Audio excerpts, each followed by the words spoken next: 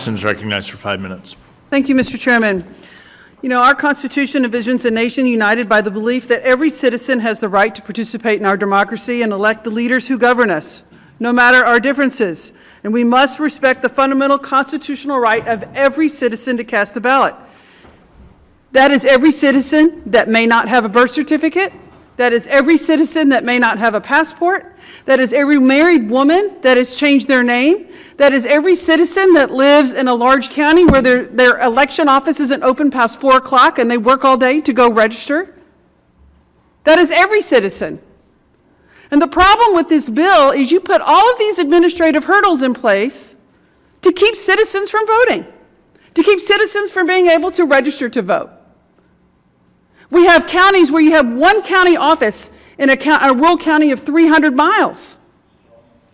When you're working all day, how are you possibly going to go over there in person and provide all of this documentation? In Dallas, Texas, we have 4 million people. One election office where you can go to register to vote in person between 9 and 4. When you're a teacher, when you're working a shift, how the hell are you going to get there to do this in person? When you were born at home and you don't have access to your birth certificate and those records don't exist anymore, you're a United States citizen and you're not going to be allowed to vote. When you don't have $150 and you can't wait 6 months to get a passport, then you don't get to vote. And you're an American citizen and your country and your government is denying you the right to vote under this bill. It is un-American. It is unconstitutional, and it is dead-ass wrong. Because the problem is there's a lot of things that we can do to ensure election integrity. If we really are concerned about people having the right to vote, why can't we submit documents online? Why can't you register online and submit a copy of whatever documentation you have? Why, not under this you can't, no ma'am. You have to do this in person.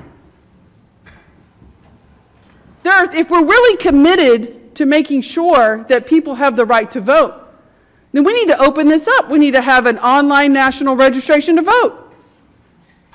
Why not? But no, you have to do this. And then the other thing is I'm really just personally very troubled, Mr. Chairman, over this notion of women having to submit an affidavit at the poll.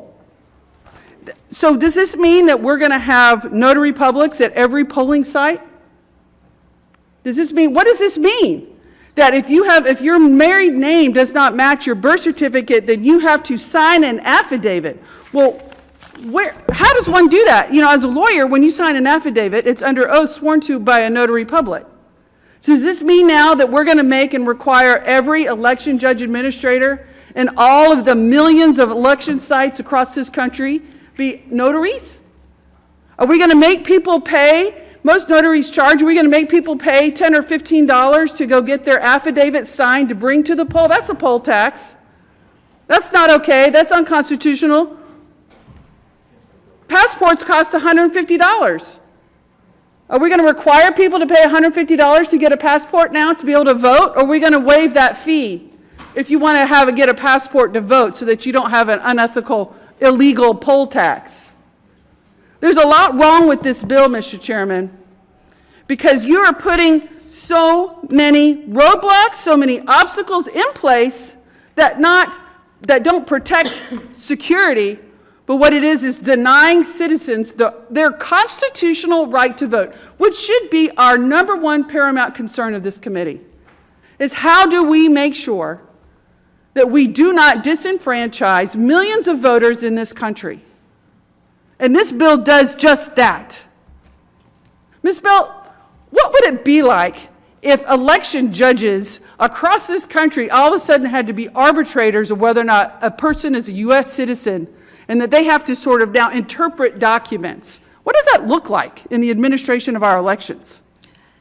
Well, in implementing it in North Carolina, and I appreciate that it may not have been as much of a lift in Wyoming, but that's one of the things that I think is coming out from this hearing is that there are differences in administering elections.